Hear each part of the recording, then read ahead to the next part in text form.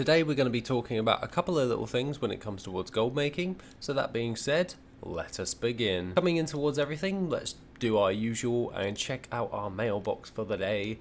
And as you can see, it's roughly around about 30,000 gold, and of course gold is good for us. We sold a nice transmog item to go alongside that, along with our chilled runes and a couple of other things with our war scrolls of battle shout and everything. We tend to sell quite a lot of these. However, when it comes towards our daily restock, 30,000 gold is alright. I'm okay with that because I only relisted at like 8 o'clock yesterday evening and it's currently 5:30 in the morning. So not bad for just leaving it and letting it run. If we can see right now, we've got around about 21 million gold on the auction house with about 1,607 items.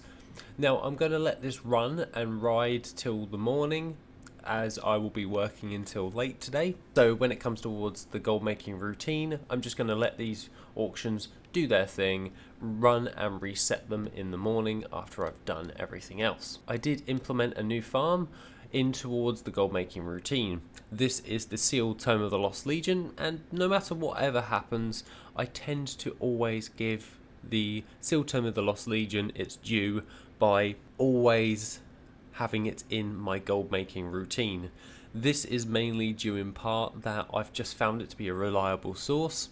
It takes me roughly 7 minutes in order to do an entire loop of the Isle of Thunder. It's about 2% chance on my Warlock, as it's a Warlock specific farm, and I'm able to get a hold of a sealed Tome of the Lost Legion every day or so.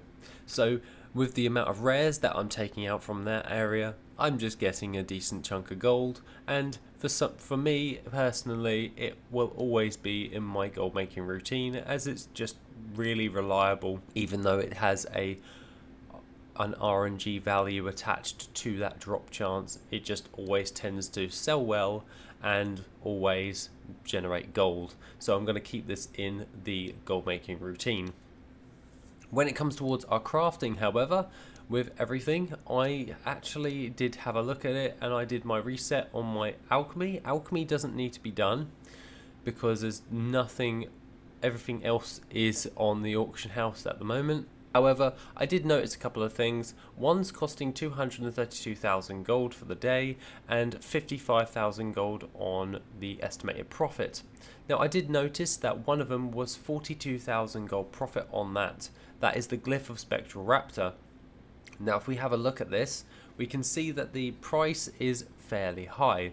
However, with all of that said, if that's going to become my majority of my gold for the day, I can immediately remove a couple of things if I wanted to. So let's just say that I've got all my war scrolls on the auction house, and we can see that it will still cost me about 200,000 gold in order to reinvest into that.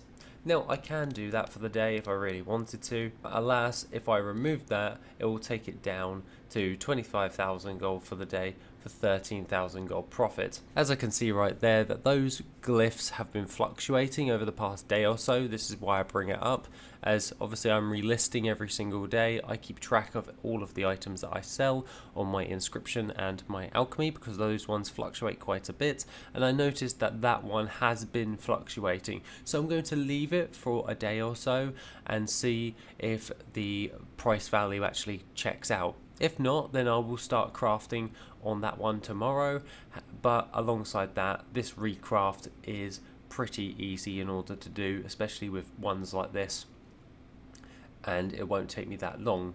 I have actually been thinking about implementing a couple of other ones like my tailoring into everything, as I do need to do a full restock on that with like ghost dye and all of these lovely tailoring supplies there, as that will give us a healthy amount of gold.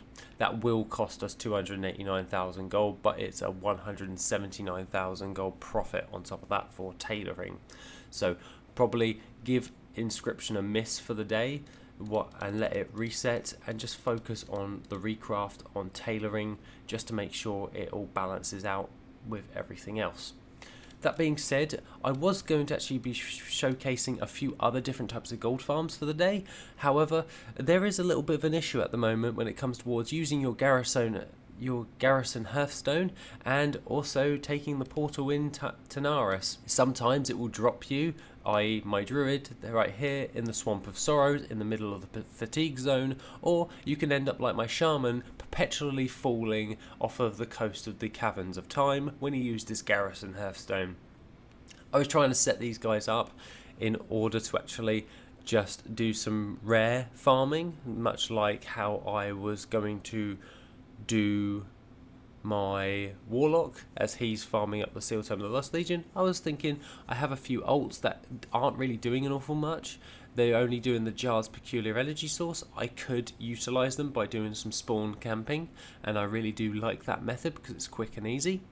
However, every time I seem to use my garrison hearthstone or try and go through some portals, I run the risk of going into the middle of nowhere and just perpetually falling, and yeah, that's not very much fun. If I'm able to fix it for today, I'll do it for that, but alongside that, there's literally no point, because currently my characters that want to do it are currently perpetually falling in either the Caverns of Time or in the Swamp of Sorrow, so this is not fun overall. This has been like since the patch, so I'm hoping it gets fixed relatively soon. It's quite annoying to actually deal with at this moment in time, so I'll stick to my daily recraft and my daily dungeon, which most likely, as we're quite close in Tanaris, I'll probably do RFK or RFD. Other than that, have an awesome one, and I shall see you in the next video, which will be soon.